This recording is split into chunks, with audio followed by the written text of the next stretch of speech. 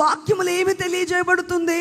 యవనుడా, నీ యవన కాలమందు నీకు ఇష్టానుసారముగా నీవు జీవించు, నీ కోరిక చొప్పున నువ్వు జీవించు, నీ దృష్టి యొక్క ఇష్టము చొప్పున జీవించు, నీకు నచ్చిన దానిని చూడు, నీ మనసులో ఏ కోరిక నీకు పుడుతుందో నీ కోరికను బట్టి నువ్వు బ్రతుకు.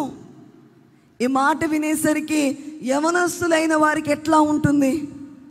యవనస్తులైన వారికి ఎలా ఉంటుంది? How do the young men feel by reading this verse from the Bible? ఎలా ఉంటుంది? అవునా, ఇష్టానుసారంగా జీవించచ్చా, నాకు నచ్చినట్లుగా నేను ఉండొచ్చా, ఇంకా అమ్మ చెప్పినట్లుగా నాన్న చెప్పినట్లుగా ఉండక్కర్లొద్దా, ఆదివారాలు పాస్టర్ గారు చెప్పినట్లుగా ఇలాగ శనివార శాల కార్యక్రమంలో చెప్పినట్లుగా ఉండక్కర్లొద్దా? వాక్యమే చెబుతుంది కదా ఇష్టానుసారంగా ఉండమని. అని అంటే అదే అధ్యాయములో మనం అదైతే వీటన్నిటిని బట్టి దేవుడు నిన్ను తీర్పులోనికి